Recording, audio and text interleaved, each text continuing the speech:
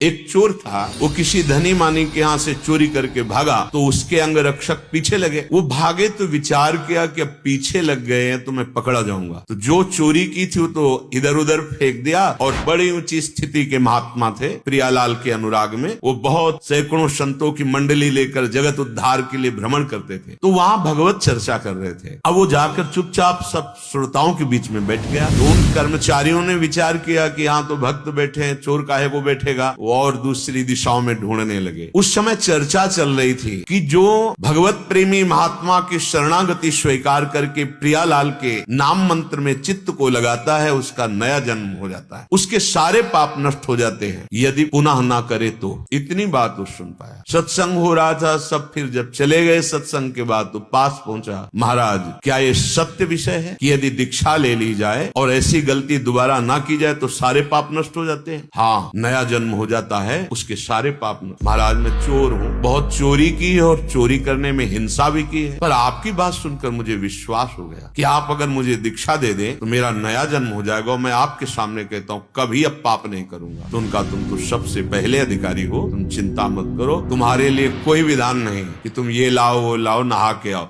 अभी तत्काल कंठी बांधी और कहा आज से मंत्र जपो, तुम्हारा नया जन्म हो गया। सुबह तिलक लगाए निकला। अब वो खोजे ही में थे, सैनिक जन तुरंत पकड़ लिया, ये वही है जो चोरी किया था। धनी ने भी देखा, हाँ यही है, चोर है। वो बोले मैं चोर नहीं हूँ, मैंने इस जन्म में कोई चोरी नहीं की। अरे बोले बात बनाता, राजा के पास ले गए। उस समय सत्य को प्रमाणित करने के लिए एक प्रक्रिया होती थी। हाथ में नवीन कोमल पीपल का पत्ता, उसके ऊपर कच्चा सूत और उसके ऊपर जला हुआ लोहे का लाल ऐसे फार वो रखा जाता है। अगर वो धागा झुलस गया तो तुम असत्य हो, और अगर नहीं झुलसा तो 7 कदम चलो और फेंक दो, तुम सत्य हो। ऐसा उस समय पद्धति थी। ये कहें कि यही चोर है और वो कह रहे थे कि मैंने इस जन्म में चोरी नहीं की, वही प्रक्रिया हुई। ऐसे रखा और मन में निश्चय किया, गुरुदेव आपने कहा था दीक्षा के बाद नया जन्म, और उच्च स्वर से बोला इस जन्म में मैंने चोरी नहीं की, और 7 कदम चला, फार फेंक दिया, झुलसा भी नहीं। अब राजा ने कहा इस धनी को फांसी की सजा दी जाए, क्योंकि इसने ऐसे शुद्ध वैष्णव को चोर कहा और यहाँ आकर दंड देने का विधान। अब वो बोले महाराज फांसी मत दीजिए, सही कह रहे हैं। बोले आप कैसे सही मान सकते हैं, आपको तो प्रमाण दे दिए। बोले इस जन्म में चोरी नहीं की, पीछे जन्म में की थी। बोले कल की बात है, तुम पीछे जन्म? हाँ तो शाम के हमारा गुरु मंत्र हुआ है, पूरा रहस्य बताया।